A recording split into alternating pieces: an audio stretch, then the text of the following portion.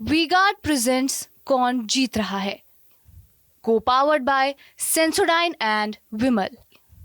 बोलो जुबां केसरी। क्या राजनीति में एंट्री की वजह आपके पिता हैं या दादाजी हैं? हम राजनीति में एक इंडिपेंडेंट डिसीजन भी मानते। न्यू एक MY समीकरण एस्टैब्लिश किए जहां वो महिलाओं को और युवाओं को लेके साथ चलना चाहते हैं। एनडीए एक मुद्दा बड़ा जोर शोर से उठाता है, परिवारवाद। पढ़े लिखे, ऐसा नहीं है कि हम 9th फेल हैं या 10th फेल हैं और हम राजनीति कर रहे हैं।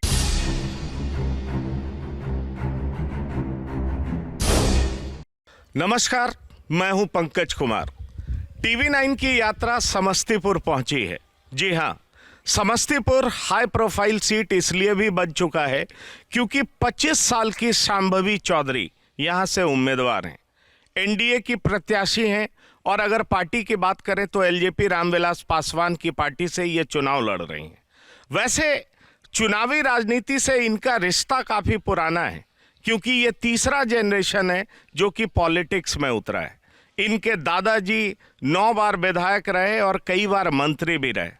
पिता इनके वर्तमान सरकार में जेडीयू से मंत्री हैं। जी हाँ, मैं दादा महावीर चौधरी जी की बात कर रहा हूँ और पिता अशोक चौधरी की बात कर रहा हूँ। अब 25 साल की शांभवी ने समस्तीपुर से राजनीति में एंट्री की है, तो अब उनसे हम समझने का प्रयास करेंगे कि आखिरकार इतने कम उम्र में इन्होंने एलजेपी रामविलास की पार्टी से समस्तीपुर ही क्यों चुना। आखिरकार समस्तीपुर में विशेष दिलचस्पी की वजह क्या है? सबसे पहले तो मैं आपको वेलकम करता हूँ TV9 पे। आप ये बताइए कि इतने कम उम्र में राजनीति और उसके बाद समस्तीपुर का चुनाव, कोई खास वजह? सबसे पहले तो बहुत बहुत धन्यवाद आपका और आपके चैनल का। राजनीति में रुचि हमें शुरू से ही रहती, जैसा आपने कहा कि हमारे पिताजी, हमारे दादाजी राजनीति में थे और बचपन से ही हमने उनको अपने क्षेत्र के लोगों की सेवा करते हुए देखा है। हमने देखा है कि कैसे राजनीति में वो मतलब कहते हैं ना, representative of the people, by the people and for the people होते हैं। कैसे वो लोगों को आगे लेके चलते। तो आप जिस इन्वायरमेंट में पले बड़े हो उसका इम्पैक्ट पड़ता ही पड़ता है, वो आपको अफेक्ट करता ही करता है। और हम भी नेचुरली उससे बहुत अफेक्टेड थे और बचपन से ही सोचते थे कि जब बड़े होंगे तो हमको भी कुछ ऐसा ही करना है। और ये चीज़ बता दिया गया था कि देखो हमको राजनीति करना है, कब करना है ये नहीं पता, पर करना डेफिनेटली है। तो ये चीज़ वहाँ से शुरू हुई और इतने जल्दी पॉलिटिकल ब्रेक मिलेगा डेफिनेटली हम नहीं सोचे थे। अच्छा लग रहा है, अभी फील्ड में है, कम उम्र है, सब बढ़िया चल रहा है। नहीं, बढ़िया चल रहा है, पर ये बताइए कि एक इतने यंग लाइफ में आप अपनी लाइफ एंजॉय करती होंगी क्योंकि आपने दिल्ली यूनिवर्सिटी से पढ़ाई की है। पॉलिटिक्स में और ख़ास तौर पे इतना हेक्टिक शेड्यूल होता होगा, सुबह उठना होता होगा, लोगों से मिलना होता होगा, कई सारे लोग घेरे रहते होंगे। क्या इसमें मज़ा आता है या इतना हेक्टिक शेड्यूल आपको लगता है कि सिर्फ अभी चुनाव प्रचार तक का समय है, उसके बाद सब कुछ कूल हो जाएगा? आप परेशान होती हैं या एंजॉय करती हैं? नहीं, बहुत इन्जॉय करते हैं। परेशान तो हम कभी नहीं होते। कोई हम लोग से मिलने भी आए थे तो वो हमको बोल रहे थे कि हम पहला ऐसा उम्मीदवार देखे हैं जो पूरे दिन कैंपेन करने के बाद आके भी हंस रही है, खेल रही है। क्योंकि यूजुअली लोग आते हैं, गर्म पानी में पैर वैर डाल देते हैं, सर वर दबाते हैं कि अब तो बहुत हो गया, अब कल का दिन है। बट ऐसा मेरे साथ बिल्कुल नहीं है। बचपन से इसी इन्वायरमेंट में रहे हैं, लोगों से कैसे बात करनी है, लोगों से कैसे डील करना है, हमें अच्छा लगता है। इनफैक्ट ऑफ द कैमरा हम आपको बता भी रहे थे कि हम लोग ऐसे इन्वायरमेंट में पले बड़े कि 1-2 दिन लोग नहीं दिखे तो टेंशन होने लगता है कि लोग नहीं दिख रहे हैं। तो बहुत इन्जॉय कर रहे हैं और हम ये मानते हैं कि सिर्फ इन्जॉयमेंट ही नहीं है, एक इन्जॉयमेंट के साथ एक सेंस ऑफ रिस्पॉन्सिबिलिटी है, जो जिम्मेदारी है लोगों के प्रति, उसका भी रियलाइजेशन होता है। जब हम अपने कॉलेज में थे दिल्ली में, तब भी शुरू से मेहनती हम मानते हैं अपने आप को, मेहनत करते, संघर्ष करते, कभी मेहनत से भागते नहीं हैं। और जहाँ तक रही बात सुबह उठ के कैंपेन में जाने की, तो इतना प्यार और इतना आशीर्वाद मिलता है कि एनर्जी भी वहीं से आता है। जब आप फील्ड में जाते हैं और आप देखते हैं कि लोगों को आपके प्रति कितना ज़्यादा सम्मान है, कितना समर्थित है लोग आपके प्रति, वहीं से वो एनर्जी भी आता है आगे काम करने का, अगले दिन उठने का, सब एकदम साइकिल में चलता है। लोगों का समर्पण आपको एनर्जी देता है, लेकिन क्या राजनीति में एंट्री की वजह आपके पिता हैं या दादाजी हैं या दोनों हैं? आई थिंक उनका बहुत बड़ा इन्फ्लुएंस पड़ा है कि हम बार बार यही कह रहे हैं कि जिस आप फैमिली में होते हैं वैसे इम्पैक्ट पड़ता है, और जिस तरह से जन सेवा किए हैं मेरे पिताजी, मेरे दादाजी, वो एक इम्पैक्टफुल रहा है, इन्फ्लुएंशियल रहा है मेरे डिसीजन मेकिंग में। बट हम राजनीति में एक इंडिपेंडेंट डिसीजन भी मानते हैं, क्योंकि हमको ये हमेशा लगता है कि जन सेवा और मानव सेवा से ऊपर कुछ नहीं होता। हम ये भी, जब हम ये कहते हैं तो हम ये भी मानते हैं कि मेरे मन में कोई लालच, कोई लोभ नहीं है। महादेव के आशीर्वाद से मेरे पास सब कुछ है, उतना है कि हमको राजनीति में अपने कोई फ़ायदे के लिए हम राजनीति में नहीं है। राजनीति में हम सिर्फ़ और सिर्फ सेवा करने के लिए, और हम ये मानते हैं कि जब आप राजनीति में होते हैं और आपके पास कोई पद होता है तो आपके पास शक्ति भी ज़्यादा होती है ज़्यादा लोगों तक पहुंचने की। सामाजिक कार्यों के माध्यम से तो हम हमेशा ही काम कर रहे थे। राजनीति में आने के पहले भी मेरे दादाजी के नाम पर एक NGO चलता था, उसके थ्रू हम शिक्षा चिकित्सा के क्षेत्र में काम करते थे, महिलाओं के लिए काम करते थे। पटना में रेनबो होम्स करके एक आप कह सकते गरीब बच्चों को पढ़ाने का एक स्कूल है, जहाँ पे रेसिडेंशियल स्कूल जैसा है, उसके साथ हम काम करते थे। अलग अलग तरीके से, मतलब हमेशा एक अपॉर्चुनिटी खोजते थे कि लोगों के बीच में लोगों की सेवा कर सके। पर राजनीति में आने का मेन मुद्दा यही था कि जब आप राजनीति में होते हो, you're an agent of political change. जहाँ पे हम जाना चाहते हैं सदन में, वहाँ पे पॉलिसीज़ डिज़ाइन होती है, पॉलिसीज़ पे बात होता है, जो मतलब आपके देश के सैकड़ों लोगों को अफेक्ट करता है। उसमें अपना भागीदारी निभाना, वहाँ जाकर के अपनी बातों को रखना, अपने क्षेत्र की आवाज़ को बुलंदी से रखना, हमको लगता है कि वो जो शक्ति होता है वो भी बहुत ज़रूरी है अगर आप आगे चल के और बड़े स्पेस में सेवा करना चाहते हैं। एक चीज़ बताइए कि आप बड़े परिवार की बहू हैं, बड़े परिवार की बेटी हैं, क्या आपको लगता है कि इस वजह से फॉर्च्यून ने आपका साथ दिया कि 25 साल में आपको टिकट मिल गया? नहीं, डेफिनेटली ये इम्पैक्ट एक रहा होगा। एक sense of aura create definitely होता है। पर हम ये मानते हैं कि अब जैसे चिराग भैया जिनकी पार्टी से हम लड़ रहे हैं, लोक जनशक्ति पार्टी से, उनका भी ये कहना है कि वो न्यू एक MY समीकरण इस्टेब्लिश किए हैं, जहाँ वो महिलाओं को और युवाओं को लेके साथ चलना चाहते हैं। और हम मानते हैं कि जितने ज़्यादा से ज़्यादा युवा राजनीति में आए, उतने ज़्यादा से ज़्यादा युवाओं को आवाज़ मिलेगा, बुलंदी से उनको अपनी बातों को रखने का मौका मिलेगा, और यही एक दूरदर्शी फ्यूचरिस्टिक अप्रोच इन पॉलिटिक्स हो सकता है। पर NDA एक मुद्दा बड़ा जोर शोर से उठाता है, परिवारवाद का। आपको लगता है कि ये आरोप आप पे चस्पा होता है? देखिए, हमको ये लगता है कि जो पॉलिटिक्स, नेपोटिज्म इन पॉलिटिक्स है, वो ऐसा कौन सा प्रोफेशन है जहाँ पे कोई भी बच्चा अपने परिवार के प्रोफेशन से इन्फ्लुएंस नहीं होता है, ये हम पूछ रहे हैं। डॉक्टर्स होते हैं, उनके बच्चे डॉक्टर्स बनते हैं, इंजीनियर्स होते हैं, उनके बच्चे इंजीनियर्स बनते हैं, बिजनेसेस होता है, उनकी विरासत भी उनके ही बच्चों को मिलती है। पर यहाँ पे पॉलिटिक्स और बॉलीवुड ज़्यादा हाईलाइट होता है, क्योंकि हम लोग पब्लिक लाइफ में हैं, और बहुत सारे लोगों को लगता है कि ये जन्मसिद्ध अधिकार है कि हम लोग पब्लिक लाइफ में हैं तो हम लोगों पर जजमेंट करें।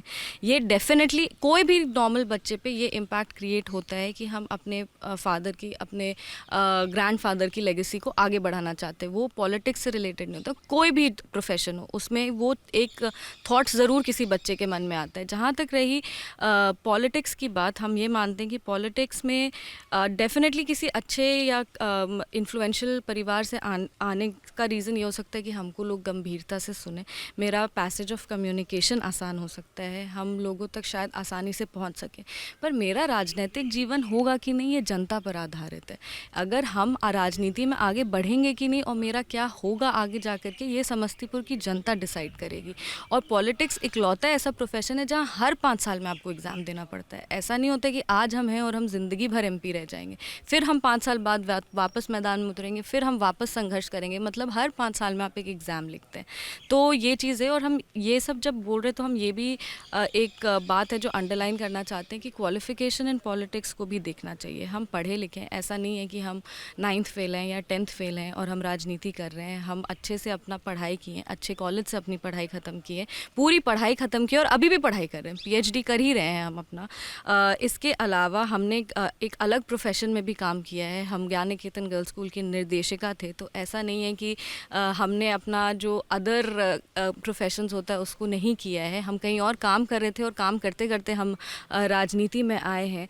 तो हम मानते हैं कि क्वालिफिकेशन कॉम्पिटिशन इन पॉलिटिक्स भी देखना चाहिए, और ये ज़रूर देखना चाहिए कि जो परिवारवाद उधर से हाईलाइट किया जाता है वो परिवारवाद ये होता है कि आप क्वालिफाइड नहीं है, वो परिवारवाद ये होता है कि आप हारे हुए कैंडिडेट हैं सेम एरिया से, पर आपको बार बार टिकट मिलता है। नहीं, आप बिल्कुल ठीक कह रही हैं कि आप, मुझे लगता है बिहार में आपसे ज़्यादा क्वालिफाइड कोई दूसरा उम्मीदवार नहीं है, शायद यही सच है, इसमें कोई दो राय नहीं। लेकिन सवाल ये उठता है कि एक अलग किसी भी पार्टी के एक सामाजिक कार्यकर्ता का बैकग्राउंड इस तरह का नहीं हो तो क्या वो टिकट के लिए एलिजिबल होगा क्या?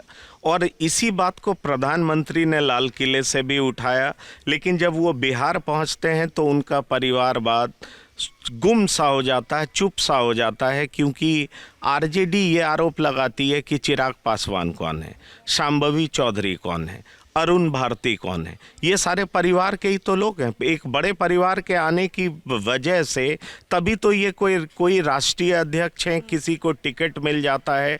आप जैसे क्वालिफाइड एक आम आदमी को टिकट तो नहीं मिल सकता है, इसलिए बीजेपी परिवारवाद पे चुप रहने लगी है। क्या ये सच लगता है आपको?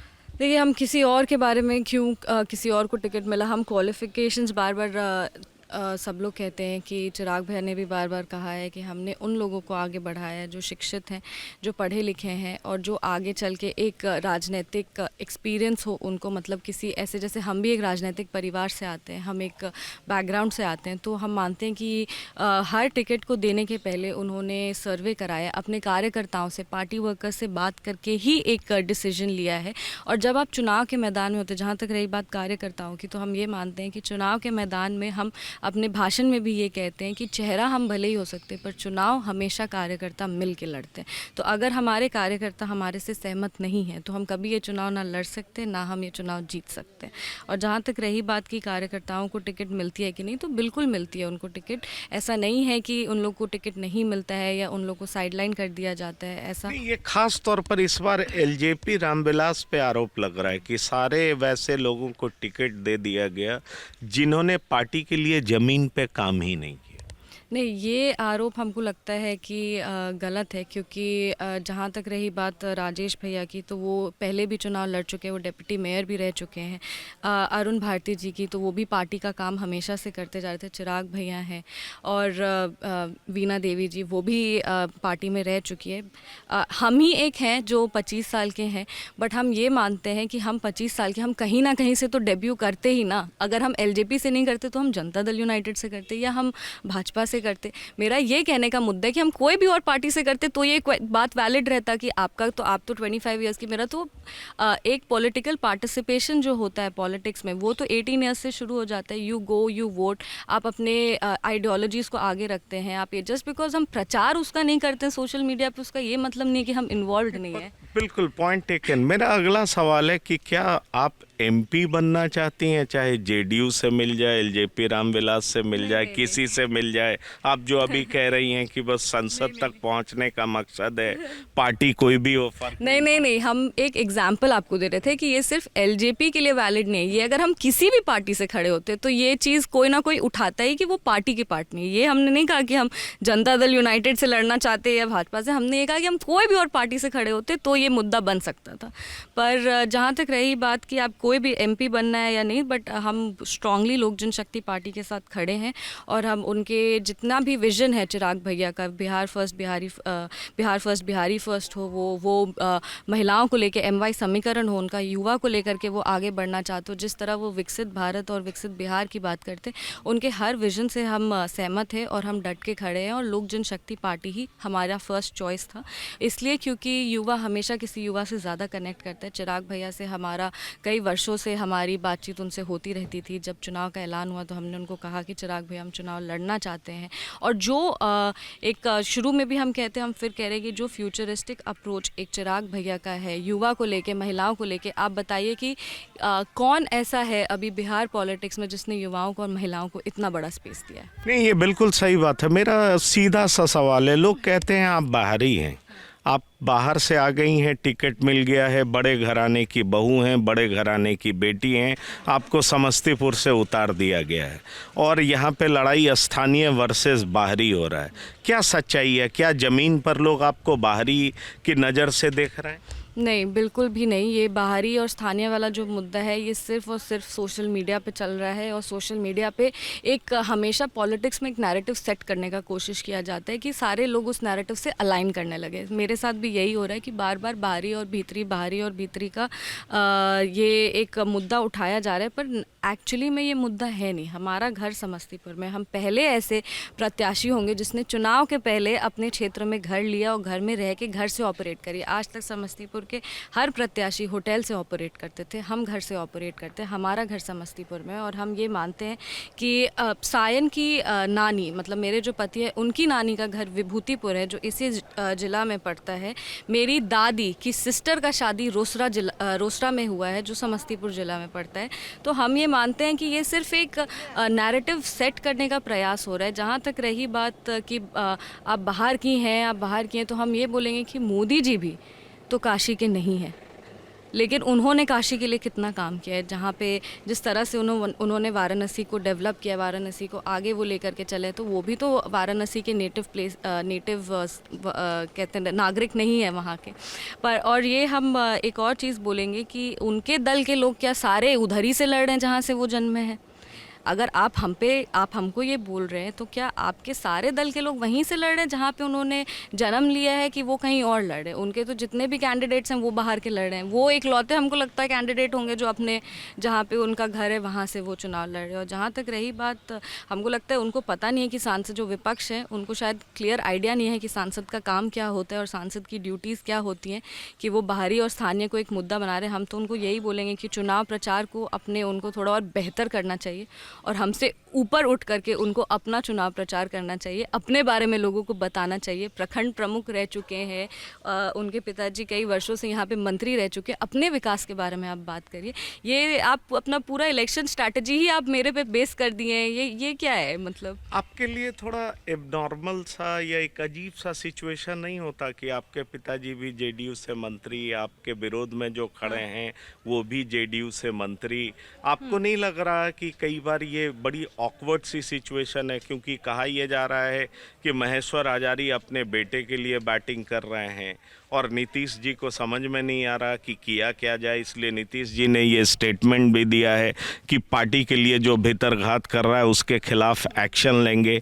यहाँ पर अगर कहा जाए तो 2 जेडीयू के मंत्री के बच्चे ही चुनाव लड़ रहे हैं, तो ये जेडीयू के लिए बड़ी असामान्य सी स्थिति नहीं है? नहीं, बिल्कुल भी नहीं। आप जब फील्ड में उतरेंगे तो हम देखें कि हमारे साथ जो हमारे दल के 5 पार्टी हैं, उनके सारे लोग हमारे साथ रहते हैं, हमारे साथ मूव करते हैं। पिछले 1.5 महीने से हम फील्ड में, और हमको 1 सेकंड के लिए भी नहीं लगा है कि जेडीयू में कहीं टूट है, क्योंकि जनता दल यूनाइटेड के जितने भी लीडर्स हैं, जितने भी लोकल नेता हैं, जितने भी वरिष्ठ नेता हैं, सारे लोग नीतीश कुमार जी को अपना पार्टी का मुखिया मानते हैं, और नीतीश कुमार जी के साथ वो डट के खड़े हैं। और नीतीश कुमार जी ने ये चीज़, हमारे जो मुख्यमंत्री हैं नीतीश कुमार जी, उन्होंने ये बात भी स्पष्ट कर दिया गया है कि जनता दल यूनाइटेड की उम्मीदवार, एनडीए की उम्मीदवार शांभवी हैं। और अगर कोई ऐसे तो कहीं भी टूट नहीं था, ये हम क्लियरली बोलना चाहते हैं कि कहीं पे भी ऐसा सिचुएशन नहीं क्रिएट हुआ था जहाँ पे जनता दल यूनाइटेड के वर्कर्स का या कार्यकर्ताओं का या पार्टी लीडर्स का मेरे पास सपोर्ट नहीं था। वो हमेशा हमारे साथ खड़े रहे। एनडीए के बैठक का सारा पिक्चर्स देख सकते, वीडियोस देख सकते, सब हमारे साथ रहते, सब हमारे साथ खड़े थे। महेश्वर आचार्य आए आपके लिए प्रचार? वो नहीं आए, वो तो नेचुरल है, मतलब थोड़ा वो नहीं आए। हमने तो उनको इनवाइट भी किया था, हम तो उनका पुत्र मोह में विचारधारा से उन्होंने समझौता कर लिया। लगता तो यही है, पर ऐसे हम तो मानते हैं कि राजनीतिक धर्म आपका सबसे, अगर आप राजनीति में, तो आपका राजनीतिक धर्म यही कहता है कि जिस दल के आप हैं, जिस पार्टी को आप बिलोंग करते हैं, क्योंकि आपको बनाने के लिए कई कार्यकर्ता भी लगे, आपको वहाँ तक पहुँचाने के लिए पार्टी का एक बहुत बड़ा रोल है। तो अपने पार्टी से ऐसे चुनाव के समय मुकर जाना और खिलाफ में काम करना, हम उसको सही उचित नहीं मानते हैं। पर ठीक है, अब हम क्या बोल सकते हैं, हमसे बहुत बड़े हैं। एक और सवाल आपसे करूँगा। 9th फेल आपने कहा, क्या आपको लगता है कि 9th फेल व्यक्ति के हाथ में बिहार का गवर्नेंस नहीं होना चाहिए, बिहार का बागडोर नहीं होना चाहिए? क्योंकि आपने 9th फेल कहा, आपका इशारा तेजस्वी यादव की तरफ है, और आप मानते हैं कि ऐसे अनपढ़ व्यक्ति के हाथ में बिहार का बागडोर नहीं होना चाहिए क्योंकि उनको अगले मुख्यमंत्री के तौर पर प्रोजेक्ट किया जा रहा है। नहीं, हमको बस ये लगता है कि अगर एजुकेशन का कोई कह सकते हैं ऑल्टरनेटिव नहीं होता है, एजुकेशन प्रायोरिटी होता है। और अगर किसी भी बच्चे के जीवन में, जब आप हम लोग छोटे थे तो हम लोग को तो बोला जाता था कि अगर आप पढ़ाई नहीं करेंगे तो आप मतलब you have to study, education is most important. तो ये हम मानते हैं कि अगर किसी के जीवन में आप वो पढ़ाई, ऐसा नहीं था कि वो सक्षम नहीं थे पढ़ने के लिए, वो पूरा सक्षम थे पढ़ने के लिए, उनका फैमिली उनको पढ़ा सकता था, अच्छे से उनकी पढ़ाई लिखाई कर दी, पर वो he chose not to study. ये एक चीज़ है जो देखना पड़ेगा। कई लोग सक्षम नहीं होते और शिक्षा नहीं कंप्लीट कर पाते, उनके लिए हम कुछ नहीं बोल रहे, पर जो लोग सक्षम हैं वो पढ़ाई किए नहीं है, वो कुछ किए नहीं है, उनके पास कोई विजन नहीं है। जब आप जब आप एजुकेशन में रहते, शिक्षा के क्षेत्र में रहते, आपको एक बेटर एक्सपोजर मिलता है, आपको एक बेटर तरीके से एक बेटर पर्सपेक्टिव मिलता है। जैसे जिस तरह से आप चीज़ों को देखते हो उसको समझने का भी आपको एक कैपेसिटी थोड़ा बेटर मिलता है। तो हम ये मानते हैं कि किसी ऐसे इंसान को, हम पहले भी बोले थे, हम फिर कह रहे, qualification in politics is very important. तो ऐसा व्यक्ति गवर्न करने लायक नहीं है, मुख्यमंत्री बनने लायक नहीं हो सकता? You are trying to put words in my mouth, but हम मानते हैं कि हमको बस ये लगता है कि जब आपका कोई किसी को आप अपना नेता चुन रहे हैं, किसी को आप अपना लीडर चुन रहे हैं, किसी के नेतृत्व में आप काम करना चाह रहे हैं, नेतृत्व स्ट्रांग होना चाहिए, इंसान पढ़ा लिखा होना चाहिए, शिक्षित होना चाहिए, और इंसान के पास विजन होना चाहिए, इंसान के पास आपके जो लीडर है उनके पास वो हम ये मानते हैं कि उनमें एक स्थिरता होनी चाहिए। और अगर वो मतलब स्कूल ही से नहीं किए तो ऑल दिस इज़ इनवैलिड, ये हम मानते हैं। ये आप मानते हैं। और अंतिम मेरा सवाल, महिलाओं के लिए कोई विशेष योजना आपके दिमाग में, विज़न है? क्योंकि महिलाओं की प्रॉब्लम्स को लोग एड्रेस नहीं करते, महिलाएं ही एड्रेस नहीं कर पाती हैं। नहीं, हम मानते हैं कि क्योंकि देखिए, महिलाओं को रिजर्वेशन दिया गया, लेकिन आप टिकटों का बंटवारा देखें तो कितनी कम महिलाएं चुनाव में उतरी। हाँ, कम है इस बार। मतलब हम मानते हैं कि पहले से डेफिनेटली इम्प्रूव किया है सिचुएशन। हम अपनी पार्टी के लिए बोल सकते हैं, हमारी पार्टी ने 40% अपना सीट जो कोटे का है वो महिलाओं को दिया है, जो एक्चुअल नेशनल लेवल रिजर्वेशन से भी ज़्यादा। नेशनली 33% का मांग हुआ है विमेन रिजर्वेशन में, पर हमारी पार्टी ने 40% दिया है अपने कोटे का। तो ये हम मानते हैं कि ये एक गुड साइन है, ये हम विकास की ओर जा रहे हैं। जहाँ तक रही बात महिलाओं के योजनाओं के बारे में, तो हमने बार बार कहा है कि हम महिलाओं को रोज़गार और स्वरोज़गार, युवाओं को और महिलाओं को रोज़गार और स्वरोज़गार देना चाहते हैं। और रोज़गार तो जब इन्वेस्टमेंट आएगा, कंपनीज़ आएंगी, रोज़गार बढ़ेगा ही, पर साथ ही महिलाओं को स्वरोज़गार का भी अपॉर्चुनिटी मिले। मुद्रा लोन है हमारे पास जिसकी राशि 20 लाख रुपए, वो हम ज़्यादा से ज़्यादा महिलाओं तक पहुंचा पाएँ। महिलाओं के लिए, जो हमारी युवा लड़कियां हैं, उनके लिए हम एक पॉलिटेक्निक कॉलेज भी खोलना चाहते हैं, क्योंकि हम ये मानते हैं कि जब आप टेक्निकल कोर्सेज़ में ट्रेन करते हैं तो आपका जो कह सकते हैं नौकरी लगने का संभावना है वो बढ़ जाता है। तो उसके लिए भी हम बहुत ज़्यादा वोकल हैं। बार बार हमने कहा है कि एक पॉलिटेक्निक कॉलेज की आवश्यकता है।